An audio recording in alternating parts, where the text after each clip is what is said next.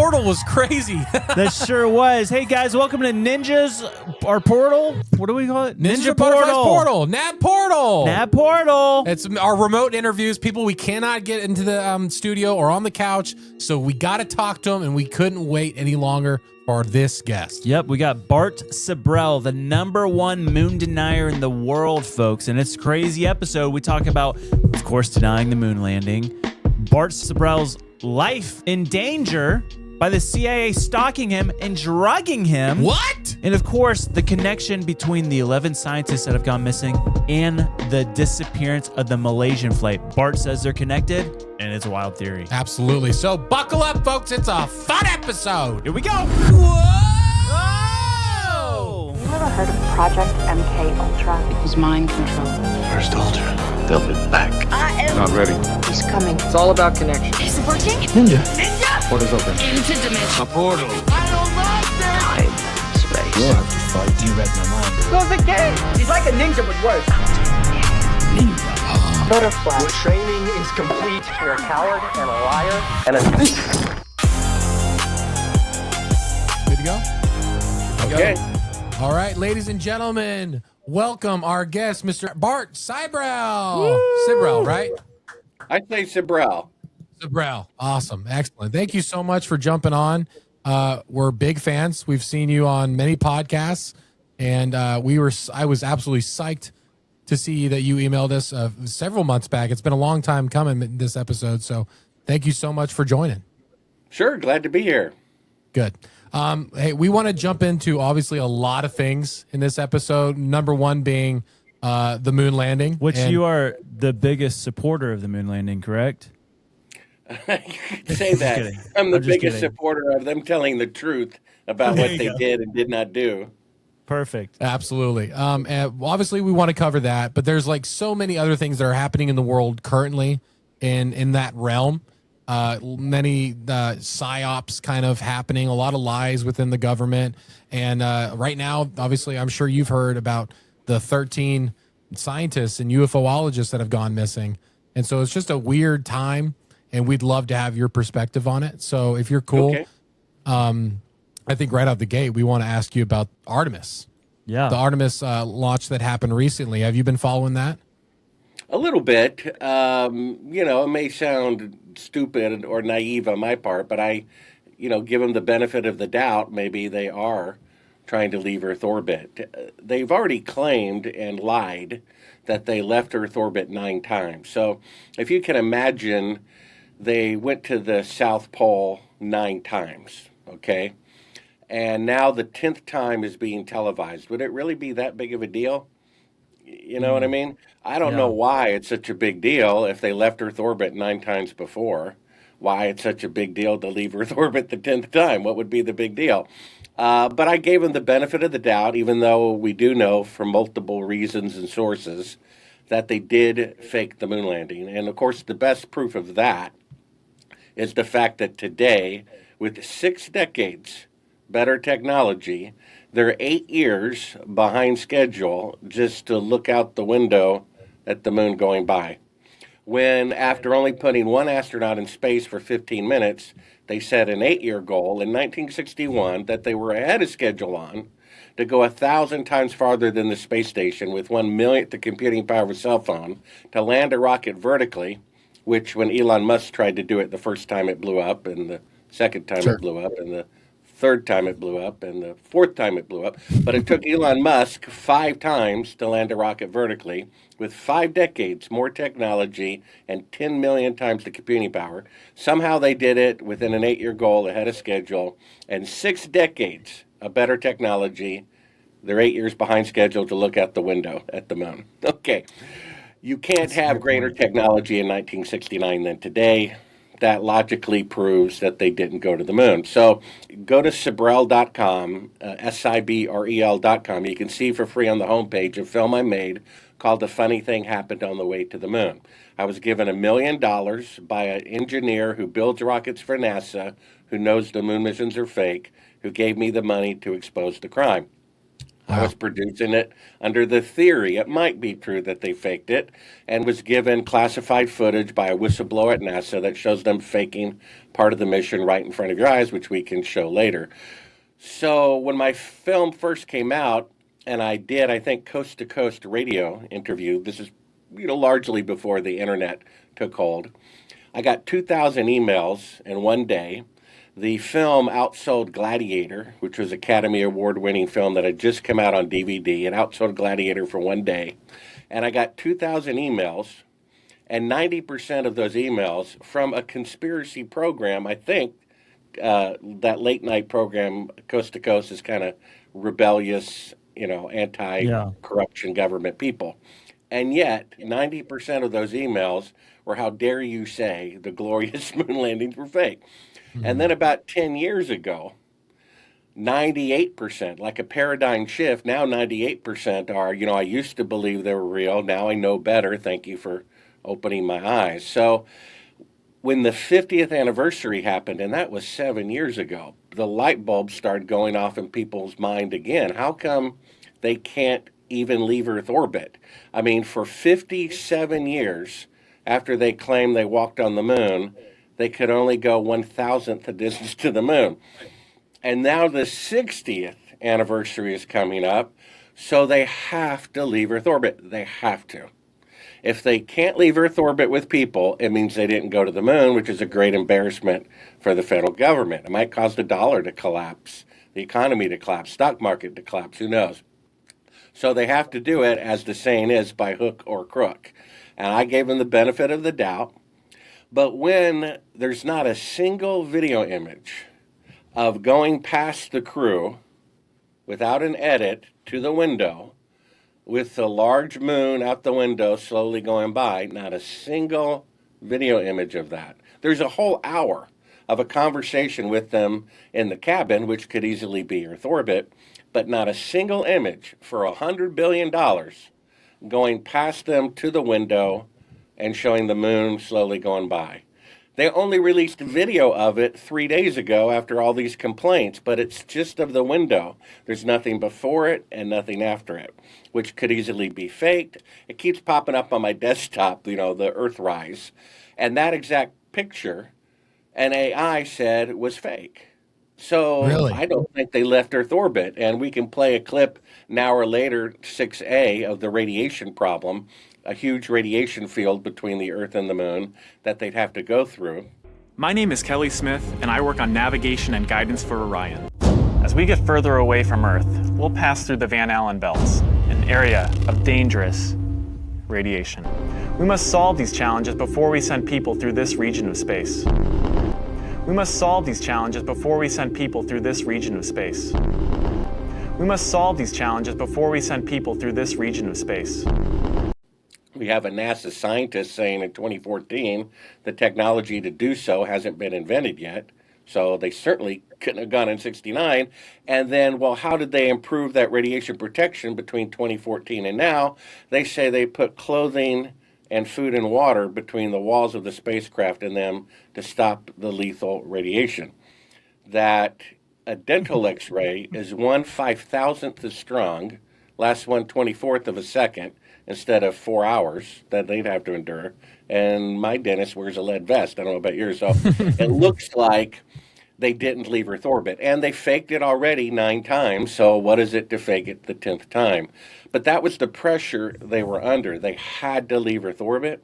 They can't keep postponing it. I mean, their previous mission was 6 years behind schedule just to put dummies in lunar orbit with all these Geiger counters on them. And it's like, well, why do they have all these Geiger counters on the dummies before they send people to the moon?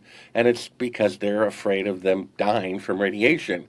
But we have the Apollo astronauts who allegedly went to the moon in orbit or landing 9 times, and they're living into their 90s, so it's obviously not even a problem.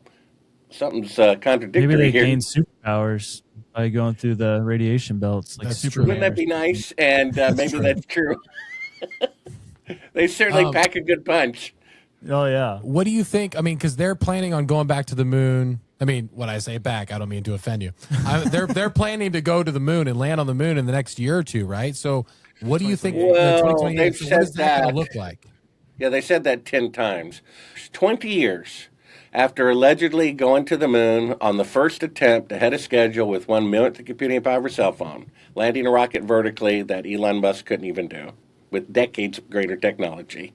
20 years later, Bush Sr., on July 20th, I think it was 1989, 20 years after they did it on the first attempt, says he's going to give them 50% more time. Instead of 8 years, he's going to give them 12 years to, quote, return to the moon by 2020. That goal is 26 years behind schedule. And then his son, bless his heart, said on January 14th, 2004, that he would give them twice as much time, 16 years, with 5 decades better technology to, quote, return to the moon. And they're 6 years behind schedule on that so far. Obama said they'd go to the moon in 2020. They didn't do that. Trump said in 2020 they'd go to the moon in 2024. They can't do that. They said Artemis 3 was going to land on the moon in 2026. They postponed that. Now they're saying they're going to land in 2028. And if you have the most updated clip, it says even if the rocket is ready in 2028, the spacesuit will not be. So they can't go. How is that the spacesuit worked on the first attempt from the 1960s, and now with 58 years more advancements, they can't build a spacesuit that can protect you from radiation and micrometeorites? Well, then how did they do it back then if they can't do it now? And I know it sounds bizarre. They faked the moon landing, the poster child of conspiracy theories, but I assure you they did fake it, and that is just a sad state for our country and our world. So was the documentary you did, was that how you flipped? Was that you went into it being like, yeah, I don't know. And then it turned out you're like, oh, this is completely fake? Or was it before that? I mean, I was like a super fanboy. I mean, I had a shrine of Apollo pictures in my house since I was 4 years old. My father was in the Air Force, and we moved every couple of years, and it was always a prominent place. So, like from the age of 4 to 14, if I only saw those pictures once a day, that would be 3,650 times. And I probably saw them 3 times a day. I would literally stand in front of them and go, wow. So after seeing the pictures 10,000 times, I'm 14 years old, and I watch a program of a former NASA employee saying he edited a memo between von Braun and the Pentagon warning them that the odds of going to the moon on the first attempt are 1 in 10,000 chance. And so, like having crap in poker, they bluffed. And I'm like, as a 14-year-old, open-minded, thank God, I'm like, oh, never thought about that. So I go back to my shrine, and I start looking at the pictures, and sure enough, the soil changes color from a caramel brown to like a grayish blue background. They've since color corrected that on the prints that are online now. And then if you go another 10 years into the future from that point in the past, when I'm 24, I'd become a filmmaker whose job is to make fake scenes look real. And I can tell you with 100% certainty the moon missions are fake. If you want to bring up picture number 2, we not only just proved that the moon missions are fake with logic, because you can't have greater technology in 1969 when they can allegedly drive cars and play golf on the moon on the first attempt with 1 millionth the computing power of a cell phone, when 6 decades later they can only look out the window. I mean, come on, people. The truth is right there. And if that's not enough, bring up picture 2. So what you see here is a picture on the left of the way that shadows look in sunlight. The sun is about 1 million times bigger than the Earth in volume. It's about 93 million miles away. It's going to cast shadows in the same direction over the entire Earth or moon. They'll always be parallel. That's 2 telephone poles about 5 feet apart. Don't believe me? Just go outside on a cloudless day, look at 2 trees, 2 people in your front yard, parking lot, at lunchtime at work. It's mathematically and scientifically impossible for the shadows from the sun to intersect. On the right is a picture they claim was from the last mission to the moon, where an astronaut's shadow is at 12 o'clock and a rock about 5 feet away is 9 o'clock, a 90-degree difference from objects 5 feet apart, which means it's a very close electrical light, which means they're on Earth, which means they didn't go to the moon. So we just proved it there. And if you want to insert or overlay clip number 10, I can actually talk over the video of it. But about 3 years ago, there was an AI conference. And, you know, at these conventions, they show off the latest technology that's not available to the public. You know, the car that gets 150 miles per gallon and so forth. Where Google wanted to show off their most advanced AI, which was 10 AIs hooked up together in what was called a neural network. It has a deep fake detector program that's never been wrong. You can show it a video of Biden or Trump. It can tell you in 1 second whether it's real or a deep fake. So one team who was given access to it for 3 days had it write a symphony, another had it write a novel, only took a couple of seconds. And then one team took advantage of the deep fake detector program, and it showed them pictures of the lunar surface from the unmanned Chinese probes. They don't require water, food, oxygen, or radiation protection. And it said they are real. The foreground and the background are continuous. Then it scanned Apollo pictures from the Nixon administration, and the smartest AI in the world just said every single Apollo picture has a fake backdrop. It's a real surface to a certain point, then the pixels suddenly change, it's a fake backdrop, and every single Apollo picture. Why didn't this make the news? They stopped the presses on the evening news to show that the president got a new cat. You would think that the smartest AI proving that the Apollo pictures were fake would make the evening news. And to answer your question, what convinced me is really clip number 4. I'm producing the film under the theory it might be true that they faked it. I mean, I don't know. I know that the shadows intersect, and it certainly looks like electrical light to me. I find it odd that 2 of the 3 people on the first mission never give interviews unless the president personally asked them to.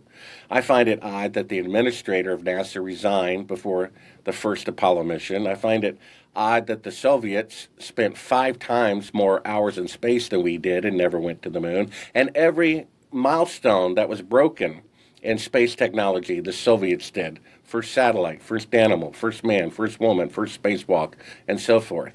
And they never went to the moon. And then I'm given this footage that says do not show to the public at the beginning of it. This little blue Earth that you're seeing is supposed to be the Earth floating in space. They're allegedly, at this point in the mission, halfway to the moon. The thing is time-stamped by an atomic clock 2 days into the flight, where they're supposed to be halfway to the moon. They, of course, lie. They say there's only one window that faces the Earth, and it's filled up with the TV camera, meaning if that's the Earth floating in space, then the lens would have to be at the window in order to shoot the little Earth far away. The first thing I noticed, once you hit play in a few seconds, is you hear NASA say, you know, the TV picture looks great according to a third party because they don't even get it directly. Then there's exactly a 4-second radio delay. 1, 2, 3, 4. And you hear a third party that's not NASA and not the astronauts say, talk. They're faking a 4-second radio delay because they never left Earth orbit. And when you see this, and we'll just go ahead and hit play now. Okay. Hello, Apollo 11. Houston, Goldstone says that the TV looks great. Over.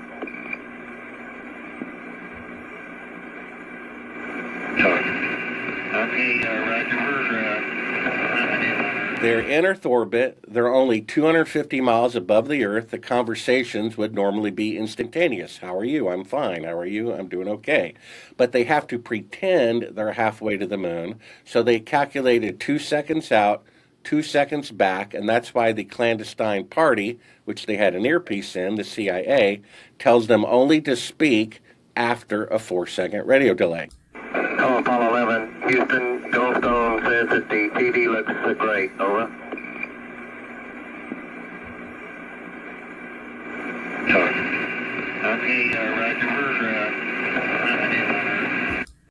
So I hear that, and I'm thinking, that's weird.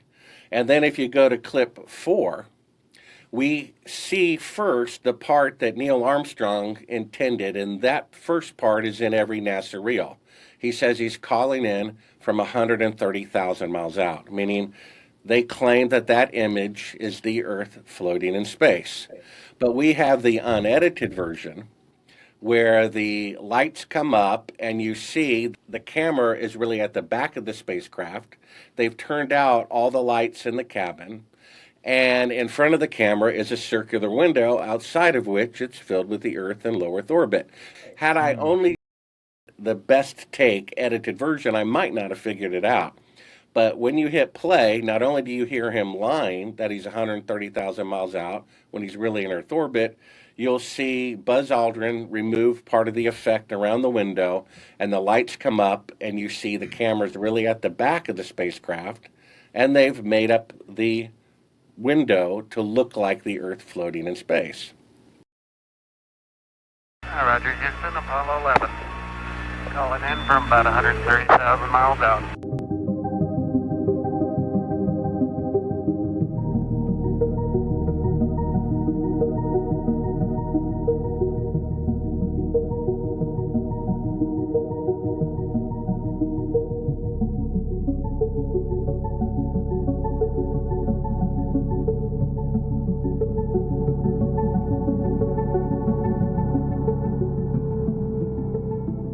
Interesting.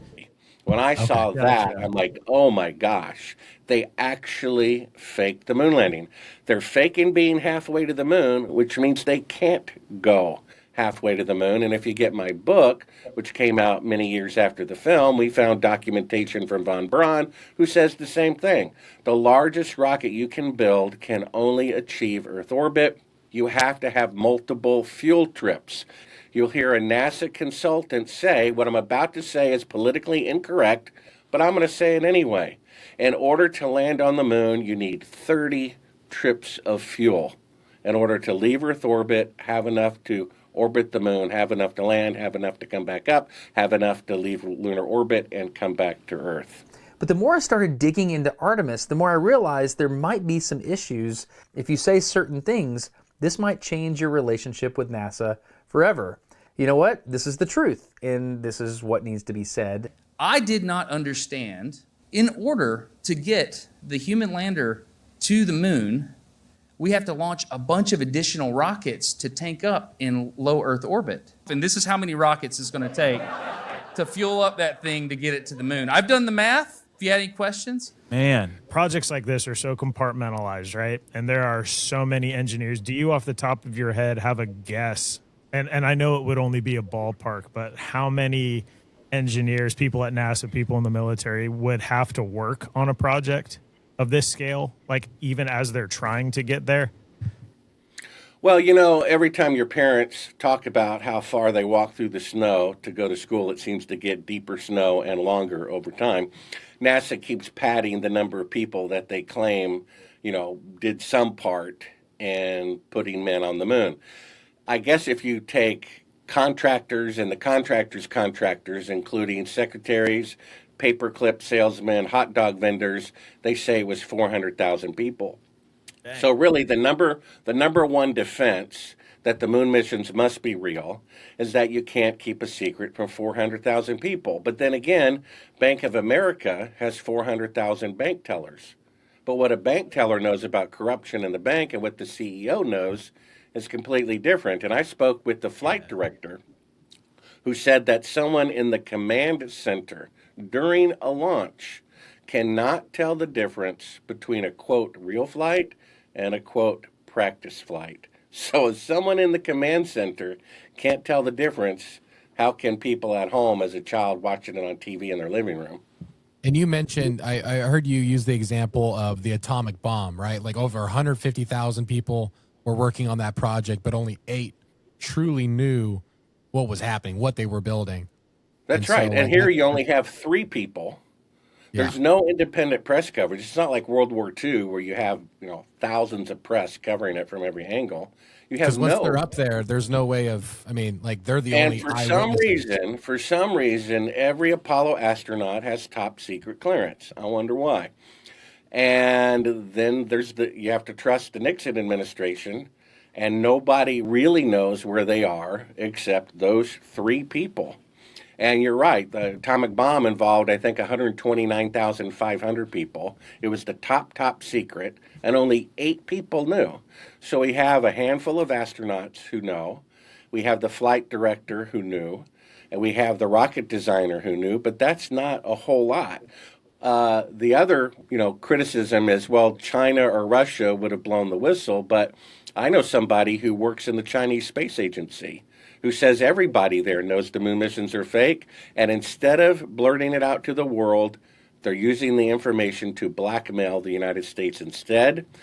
Congress passed a law several years ago forbidding the Chinese to participate in the space station or receive space technology.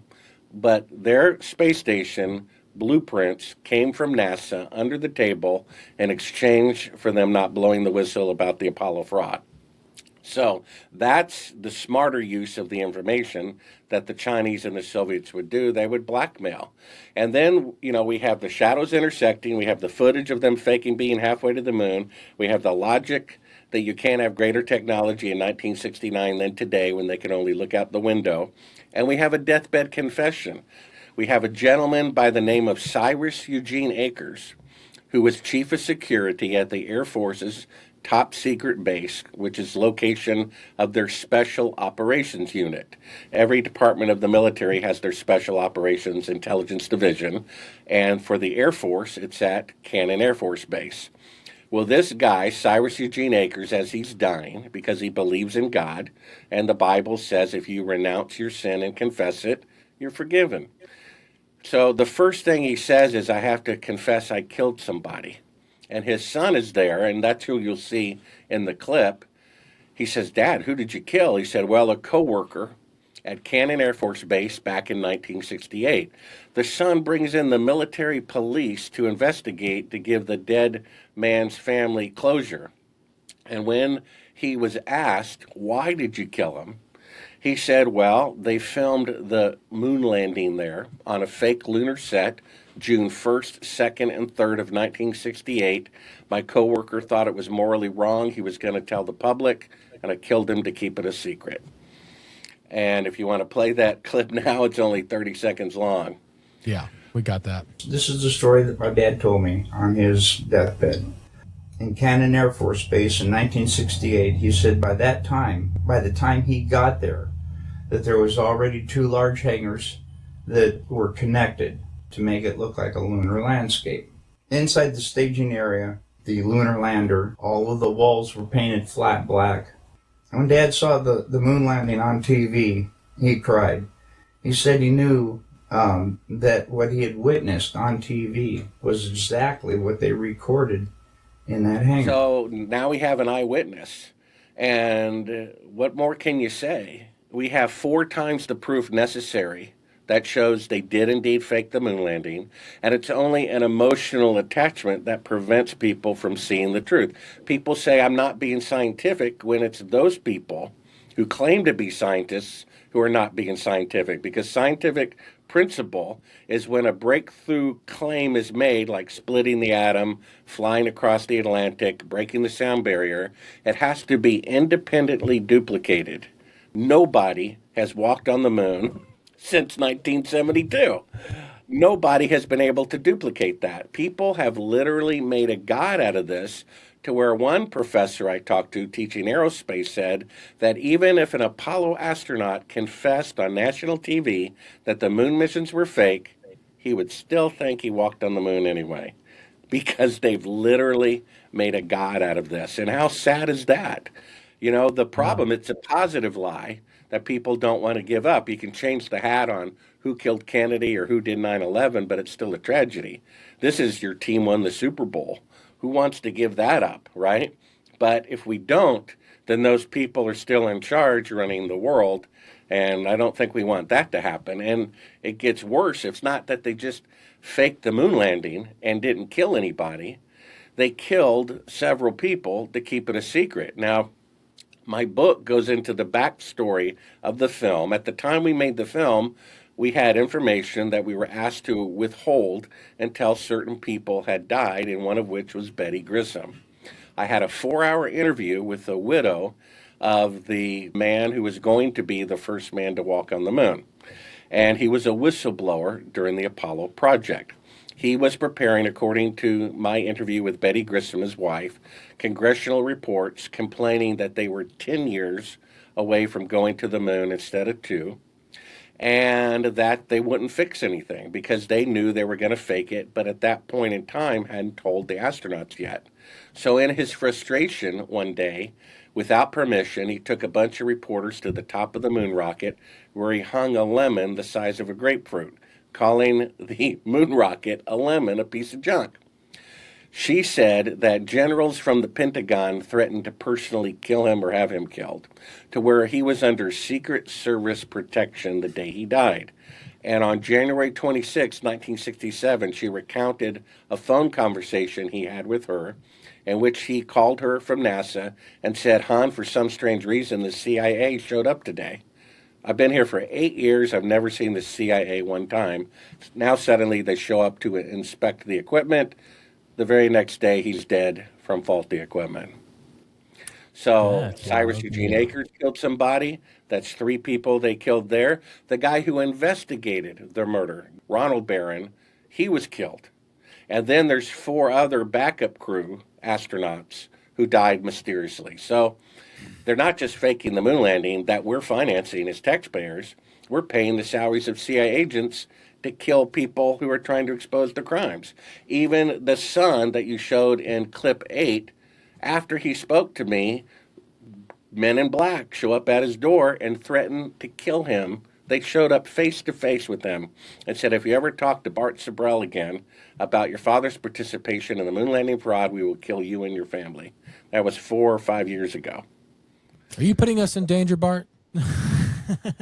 Well, too late now. I don't like your hesitation there, Bart. So you know how many CIA agents it takes to screw on a light bulb? How many? Well, I could tell you, but then I have to kill you. Yeah, okay, well, all right. Well, has your life been threatened?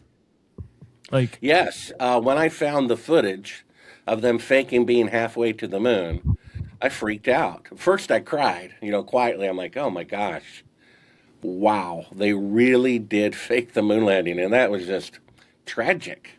The faking of the moon landing is so much more profound historically than if they'd actually gone. Do you guys see that? Either they planted a flag, came back, that was a close one, even though no one can do it 60 years later, or the most powerful nation on earth that hypocritically claims to represent truth and justice faked mankind's greatest accomplishment and murdered their own people to cover it up. That's what actually happened. That's so much more significant. And when that dawned on me, I'm like, oh my gosh, what have I gotten myself into? I have proof in my house they faked the moon landing, and I've got a toddler son and a blind roommate. And I'm like, what have I done?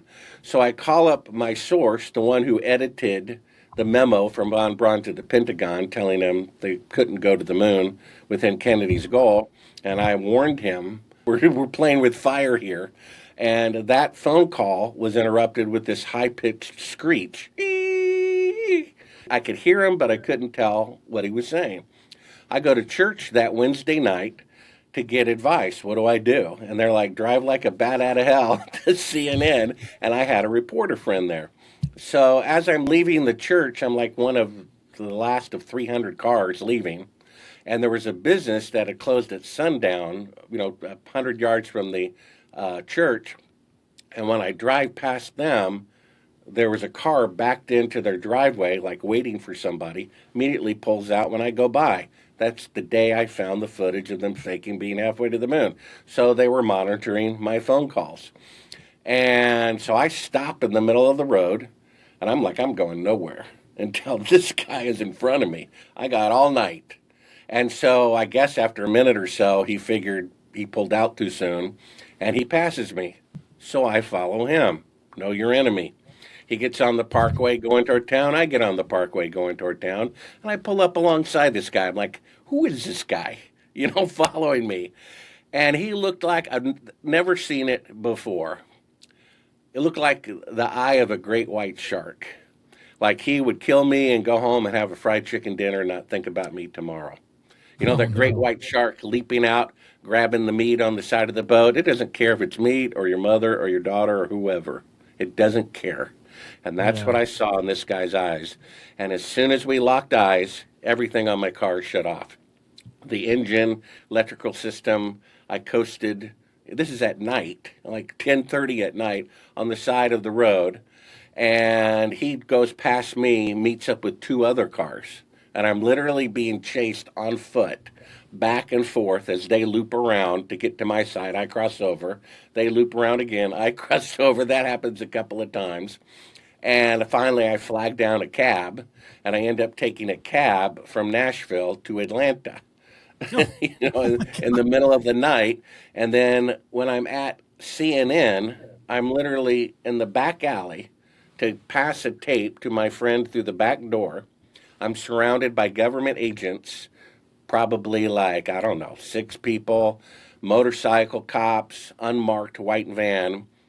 They arrest me. They take the tapes. They're talking behind me. They say something like, where's the thing? Oh, I thought you had the thing. No, he has the thing. Well, the thing is just like, I don't know, like a bracelet you'd get to re-enter a concert or something like that.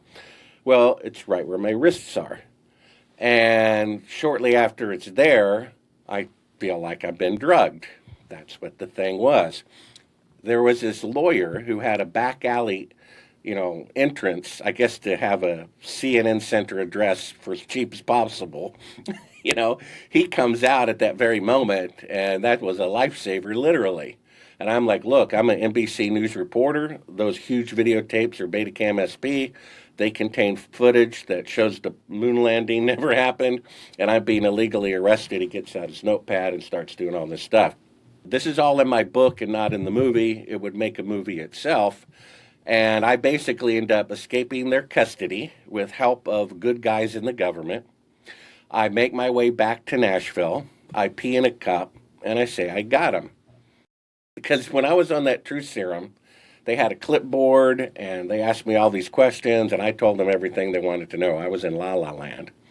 But I had that drug in my urine, right? So when I make my way back to Nashville, I pee in a cup. I give it to a friend to put in a lab in his name, trying to outwit the CIA. I'm so optimistic. And about a week later, we meet, and I say, what are the results? And he said, well, there was a problem at the lab. And I'm like, oh, what problem? He says, well, they had a break-in over the weekend. And I'm like, well, so what? He said, well, funny thing, the only thing stolen was your urine sample. So the people at the lab are like, we don't know who you are, but please take your business elsewhere.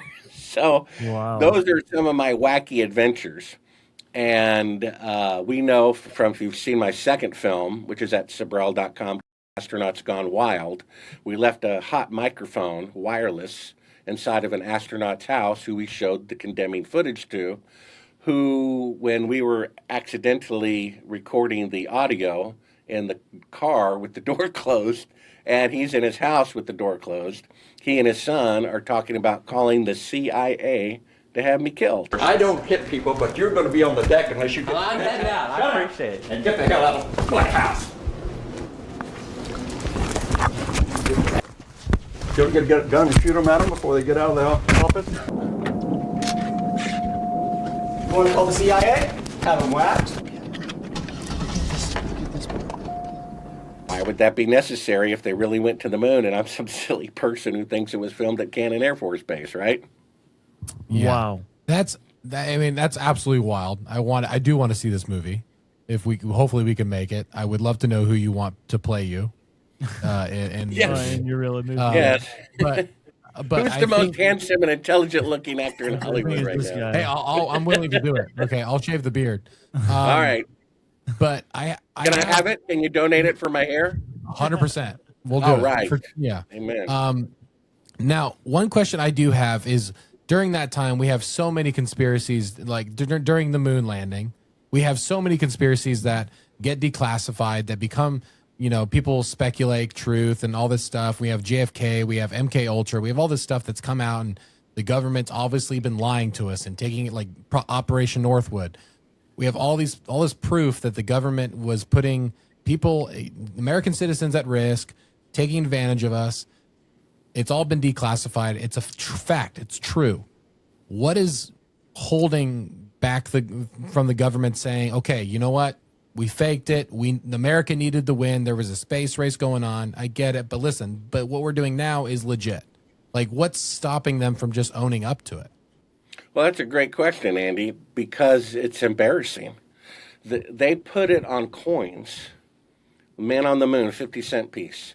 They put it on stamps. They gave them medals of honor for being such good liars. It will cause the end of the corrupt federal government. They're not going to release it voluntarily unless someone's got balls in the federal government, and they need to.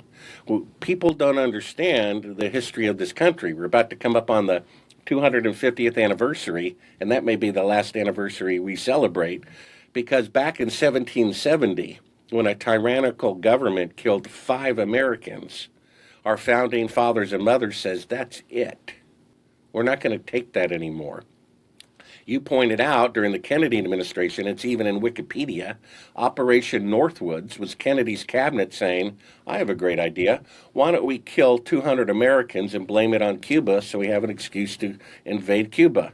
Yeah. That's attempted murder. Isn't that legally attempted murder when you plan on killing people? And then you have Robert McNamara admit the whole beginning of the Vietnam War that killed 58,220 of their own American soldiers. They fabricated the North Vietnamese attack in the Gulf of Tonkin. They said it never happened. Congress passed a law on an event that never happened that killed tens of thousands of their own people. The dead man, JFK's relative, says he was killed by the CIA. Even though all of that is seemingly coming out, this is too embarrassing. This is a lie that was completely unnecessary, that they only did out of their sheer arrogance, and it's a positive lie. It's burned in people's hearts. They waved their flag, they cried, they prayed for them. And if you tell Americans that they made that up and took them for suckers 6 times, and then, this is the part they're really afraid of, then my interview with Betty Grissom starts to make sense. Oh, she said the CIA killed the man who was going to be the first man to walk on the moon, who wouldn't cooperate. Our country was founded on the Declaration of Independence that says when any government, and any means any, including England or the current federal government, when any government becomes destructive of life, liberty, and the pursuit of happiness, it is the right of the people to alter or abolish it. Life. They're murdering their own people. Betty Grissom said so. Operation Northwoods said so. Robert McNamara said so. That means we have a right to stop paying taxes to the federal government because they're just using it to fake moon landings and pay the salaries of CIA agents to kill people like Virgil Grissom who want to expose their crimes. We can't have these people running the show. It's a big embarrassment. What would happen if the truth came out? First, there'd be this dead silence like it was when I saw that footage, and people would be like, wow, is it really that bad? Maybe the dollar would crash. Maybe the stock market would crash. But that means it's overly inflated anyway, right? It's better to cut off a gangrene limb and live than to let the gangrene limb kill the whole body. And that's what we're left with about the moon landing fraud. People in the government say they want to reform it, then use the number one tool. The number one tool to bring down the deep state, corruption, whatever you want to call it, is to expose the moon landing fraud. For the president or future president to announce it, an astronaut to come forward, someone in the NSA, CIA to come forward, and to say, look, they faked it, give them amnesty for the surviving people, well, sorry. If they do that, that's the most powerful tool to end corruption, and if they are not willing to do that, then they love the praise of people more than God, and that's going to get them in trouble.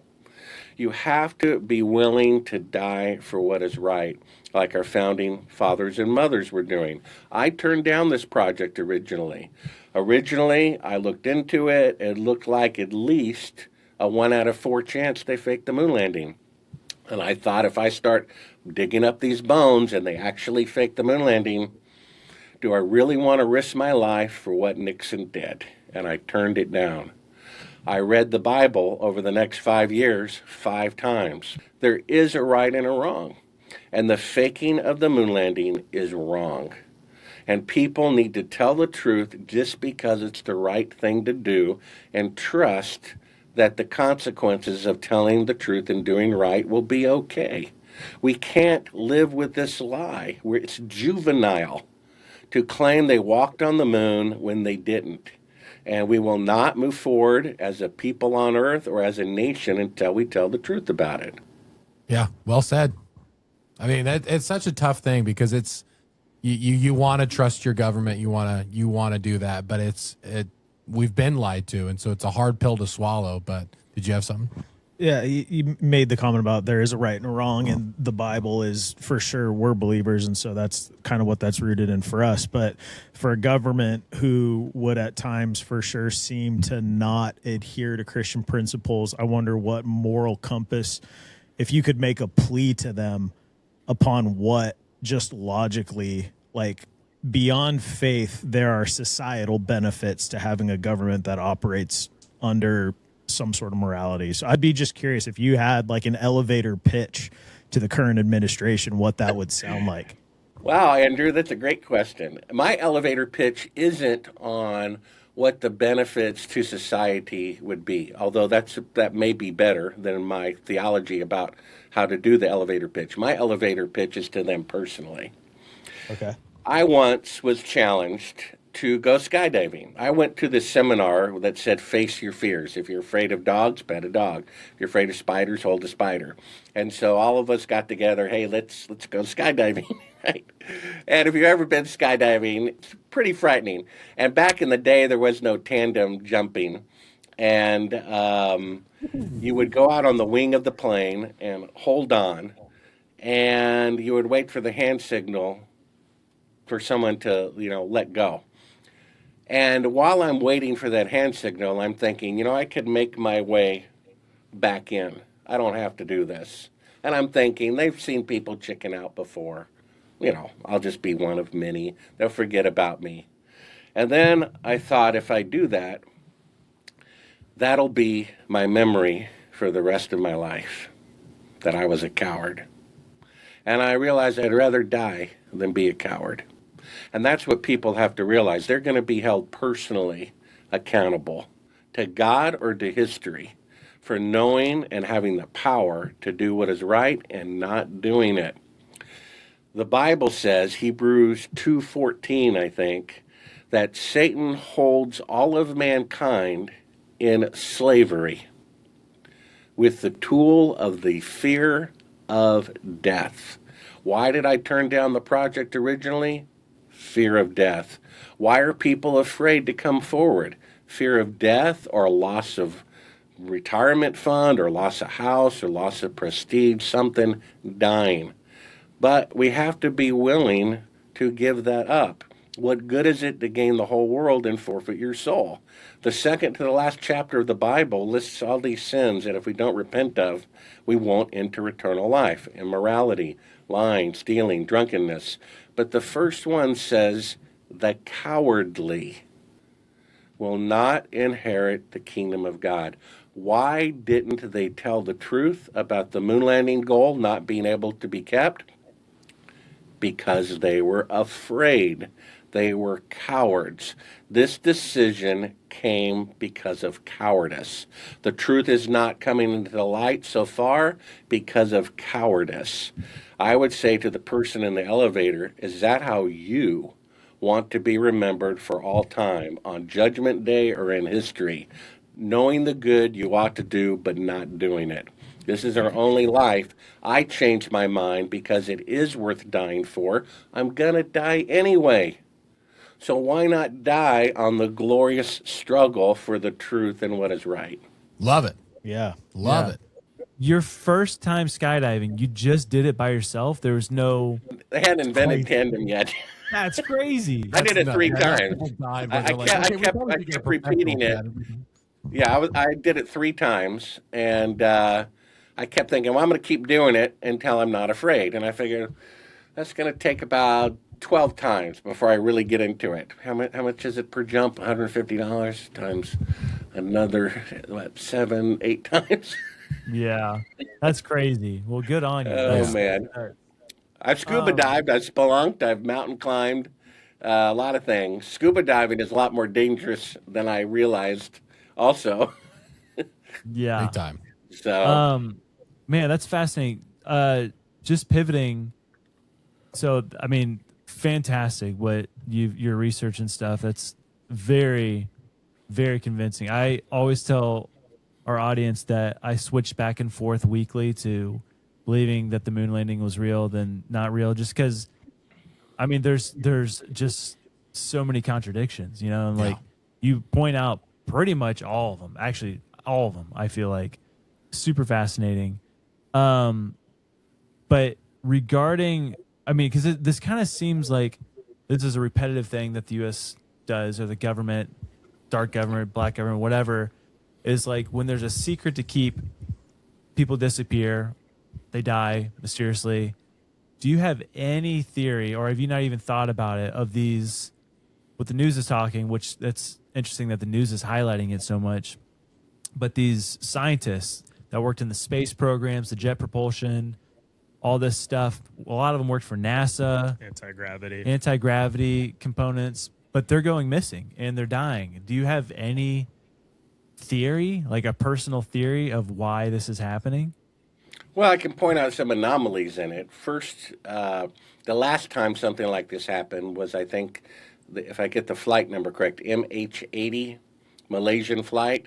Yeah. According to the flight pattern, it went out to sea, did a U-turn, and headed another straight line. And the very next turn that it did was on top of an Air Force base, right on the coast. So I believe at that point the planes were swapped, and the transponders were swapped. The missing plane that they never found a single trace of landed at that Air Force base, and then another fake one with a fake transponder took off simultaneously to hide the fact that it landed. And then at some point, it just turned off the transponder out at sea. Oh, wow. And that's why no wreckage was ever found. So why was that done? There were about 20 people whose specialty was holographic technology. And they were on their way to China, which apparently is somewhat of a competitor of the United States. Not exactly an enemy, but a competitor. And there's nothing wrong with wanting to win a competition. That's why they forbid, Congress in their soberness said, let's not give China space technology or AI technology. Of course, the corrupt government is doing it anyway because they're being blackmailed about the moon landing fraud. So that's an account of, you could say, technological espionage. And there's a lot of corporate espionage going on at every level. As a filmmaker, I would do commercials, music videos, documentaries, and then one client paid probably $100,000 for a focus group for a restaurant that was similar to like, what would it be, Chili's, something like that. But they spent a lot of money, you know, and then after I edited the tape together, which took like a week, a few days later, another client says, hey, can you make a copy of this tape? And it's like, well, whatever. It was the tape I had edited, and they were their competition, you know, whatever their the competition of Chili's would be. So that's just at the restaurant level. You can imagine the espionage going on at the tech level when it really matters. So what's interesting about these 13 scientists, the most interesting part about it is the people who went missing. That's extremely statistically rare for someone to go missing. I have a missing relative, and through that, I found out some, criminal technology and so forth, and the fact that there are very few Jane and John Does in the country, very few, less than 200. And so the fact that half or 2/3 of these people went missing instead of dead, that's highly significant, more than people just dying. That's extremely rare for someone to disappear without a trace. That indicates that that person is useful, like the 20 people on board that flight, which they landed, I believe, at the Air Force Base, and who knows, kept those people back in the United States or whatever. So they have some sort of ability, like Project Paperclip, some sort of science that they want to make sure they get out of those people before they execute them or whatever. The other people they were willing to kill. Now, if one group a few years earlier has to do with holographic technology, and these people primarily has to do with maybe UFOs, I'm sure you know about allegedly Project Bluebeam to fake this. And then we have, out of the mouth of the man who faked the moon landing, Nazi von Braun, that the last trick that they were going to pull was an alien invasion. First, he said there'd be a terrorist threat, then an asteroid threat, and that is coming. Probably within 3 years, we're going to have an asteroid hit. And then after that, it's actually going to hit, or do you think it's just a fake threat? No, I think it's going to hit. Oh, and they can also fake an asteroid. They can do a self-inflicted wound with a technology called Thor's hammer, which is a suborbital secret spacecraft that's at about 65 miles. It drops a titanium rod about 5 inches in diameter, about a meter long, over a target, and it looks exactly like a meteor strike. And there's no radioactive fallout. That's the purpose of the weapon. It has a nuclear type of impact with no radioactive fallout, so the Army can immediately come in and take over the land. But in any case, and then the last thing he said is they would fake an alien invasion. If you go to Sibrel.com, I just released a book called Aliens from Planet X. I also read it myself in audio like I do Moon Man, Kindle or print. And it has, I think, 27 interactive video links. Moon Man has about 15. So you read a chapter and I back it up with a video clip and other people's research. And half the book is about a fake alien invasion from a biblical point of view, and I'm sure you know about that, about how there are two bloodlines. It says so in Genesis 3:15, that God put war, enmity, between the seed of, future offspring of, Lucifer, and the future offspring of Adam. 3 chapters later, fallen angels are intermarrying with women and causing a deformity of giantism. It says it literally. That's what caused giantism, right? Now, one of the scriptures, I think Leviticus 19:19, says not to crossbreed species. So it actually is in the Bible out of God's mouth, don't make GMOs. And when you do it anyway, right, because every other law of God's been broken, right? God built into the DNA to stop it. So if you take a horse and a donkey to get a mule, the mule is sterile. You see? You have to continue to go about it. So why is it during, quote, alien abductions that they're harvesting sperm and eggs? Because the Nephilim are sterile. Every time you need a new Nephilim, you got to go back to a human and a fallen angel.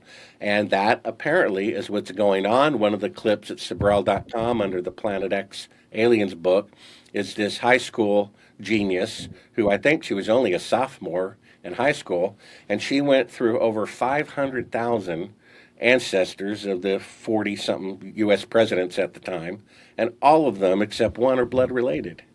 Yeah. So there are literally two bloodlines, just like Genesis 3:15 says. And seeing how Lucifer's a liar, right? If they say they're an alien from planet whatever, 300 light years away, how can you prove it or disprove it? Yeah. And so I saw this program called, what is it, Ancient Aliens. I thought it was a one-time documentary, you know, Ancient Aliens, and that was it. Apparently it's been going on for years, right? Oh, yeah, yeah. And they're basically that whole program was created as, what's the right word, interference or to put out a fire, because right at the time that series started, a 10-year study had just concluded called the Eve Project. The Eve Project took blood samples from all these nationalities, Eskimos, Africans, Swedes, and with the new DNA technology, they're able to go back in time with the DNA, and they concluded scientifically about 15 years ago that every human who has ever lived, is alive, or will ever live came from one woman in Africa, just like the Bible says. So these people who want us to not believe in God and evolution, which is actually the exact opposite of logic because it says a lower form of life made a higher form of life, which is the opposite of logic. But anyway, they say, okay, well, that's true. Okay, we'll admit it. It's right there. We can't argue with it. But we weren't made by God. We were made by aliens from outer space, right? And apparently no one asks in the 3 or 4 years of the program, well, if we were made by aliens, then who made the aliens? And it gets even better or worse, basically. I think it's in Isaiah 14. It says Lucifer wanted to ascend to the throne of God, right? To become God. So if they're saying aliens made mankind, and aliens are really fallen angel, and the leader of the fallen angel is Lucifer, what the program is really saying is that Lucifer made mankind instead of God. That's what they're actually saying. And so my book goes into all of this, and the other half of the book studies rogue planets, which I've been studying for about 20 years. A rogue planet is a spherical planet that just flies through the galaxy or universe like a shotgun blast. It got somehow knocked out of an orbit, and apparently there are twice as many rogue planets as there are ones orbiting stars. And people don't know this, but prior to 705 BC, the Earth had a 360-day year. That's why there's 360 degrees on a compass. So think about this. If we have a 360-day year, according to the Hebrew calendar and all the calendars before then, the Sumerians, the Mayans, the Chinese, all had a 360-day year. That means we had 12 months, 12 tribes of Israel, and every month was exactly 30 days. So if you have a solar system with 12 months that are exactly 30 days, how could you deny the hand of God? You couldn't, could you? That could not happen by accident. So what happened? According to 2 Kings, when the king asked for a sign that he would live an extra 15 years, and the prophet said, would you like the sundial to go forward or backward? He said, backward's more difficult, do that. It wasn't actually a sundial. It was shadows on a staircase, which means the Earth wouldn't have to stop rotating, go the other way, and go back. It would tilt.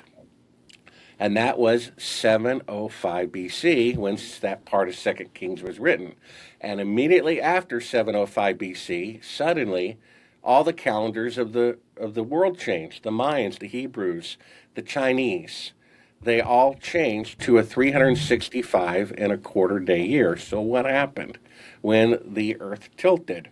That means a very large body, a rogue planet, came by the Earth in 705 BC and pulled the Earth slightly farther away from the sun, causing the extra 5 and a quarter days to go around. Now, the book of Isaiah, which I just read, I think, for the 11th time, says, I think, in chapter 13, verse 13, about the last days, Judgment Day, that the earth will be moved out of its place. Maybe another rogue planet. The Weather Channel did a special about rogue planets and then took it down. For some reason, it's left up on my YouTube channel. It's one of the interactive links of my book, and it shows you that rogue planets are common, and if one came by the earth, which I think could happen, Jesus said, there will be greater tribulation in the last days than in the entire history of the earth. He said one of the signs would be the tossing and the turning of the seas. If Planet X is about 7 times bigger than the Earth, then it's 30 times bigger than the moon, which would cause the tossing and the turning of the seas. He said the stars will fall from the sky like ripe figs. A Planet X going by would cause a meteor storm. It would cause an increase of earthquakes, which is what Jesus would say. He said men's hearts will melt with fear for what is coming upon the earth. He said the kings and the leaders of the earth will go to caves and holes in the ground to escape what is coming upon the earth, and that's exactly what's going on with all these bunkers by the billionaires in Cheyenne Mountain being reopened. That's crazy. See? It was like 1988, I think. I got on the phone, a manager at NASA who admitted that the moon missions were fake, but he said, Bart, that's not as important as Planet X. Wow. And he told me about that back in 1988. So I just published a book at Sibrel.com, not only about Moon Man, the backstory, the interview with the widow of the man who was going to be the first man to walk on the moon, who was murdered, and the deathbed confession is in the book that's not in the movie. I just published this about Planet X and aliens. And the reason why they're tied together is if Planet X comes by in the near future, it is a dead world. There's no life on it. But they're liars, right? They will claim that's their spaceship, and then they'll suddenly appear. They'll claim it's from Planet X being in the neighborhood when they were actually here all along. That's misdirection, like a magician. So that's pretty much what that book is about. And God help us. But the good thing is, the wicked people will gain the world and lose their soul. And if we repent and stay repentant to the end, we'll live forever. And we only have to endure a little bit more, and we won't have to deal with it ever again. So that's the good news. Amen. And that's where we're end. We're going to end on the good news. Hopefully I can get some sleep tonight. Yeah. Yes. Dang, Bart. Well, amazing. Yeah. That was one more question, and then we'll. I'm all for it. When are you thinking, or when is your person talking about, when would Planet X, in theory, come close to Earth? I have no idea. It's just kind of like it will happen. I research the best Planet X researchers and generally take a bit from each of them. Human nature thinks everybody's right about everything. And what I do is I take the best of multiple researchers and combine it, and I think I get a clearer picture. The date isn't so much relevant. It's like people talk about a date of Christ's return. The Bible itself says even the Son doesn't know. It's mainly just to be ready at all times. You can be ready for the tribulation to come, having extra food or whatever you consider appropriate, and being spiritual ready. I hopefully will not continue talking about the moon landing fraud. Hopefully the truth will come out, maybe as a blessing, a warning from God. He says he loves the world and he rebukes those he loves. What better rebuke than to show mankind that they faked the moon landing as a rebuke before it's too late? And then maybe I'll get to go on and make a feature film. My friend or associate, I can't call him a friend, I haven't met him face to face yet, but Kevin Sorbo wants to produce my first feature film and star in it. It's about a military hitman who's dying of cancer and wants to get right with God and the people he's wronged before he dies, all the while these end of the world things are happening in the background. It's called Silence in Heaven, after Revelation 8:11, that says when the seventh seal was opened, there was silence in heaven. So prayerfully, we'll raise the modest $3 million. We'll make the movie spiritual fantasy, Silence in Heaven, starring Kevin Sorbo, and I'll never have to talk about the moon landing fraud ever again. I'm sure the CIA would be happy about that. I bet they would. Man, wow, Bart, thank you so much for hopping on this little episode, and that was a vast amount of information, and your recall is awesome. It's very, very impressive. A lot to think about. Yeah, I mean, we read scripture every day, but you're quoting it like it's right in front of you, so that was pretty cool. Well, I've read the Bible a lot from cover to cover, and I have to. Without it, I'm lost. It's my only hope of salvation. Jesus isn't here anymore, so only his testimony is there, and the Bible says the word is alive. True Like that. a recipe. It's a recipe for eternal life. And a recipe is alive. You follow those instructions, you'll go from these mass ingredients to a beautiful cake. You follow the recipe of the Bible, you will live forever. That's God's promise, and it's our only hope. If we don't live forever into the next life, everything is meaningless. That has to be our top priority. And the moon landing fraud is the perfect example of a fallen world.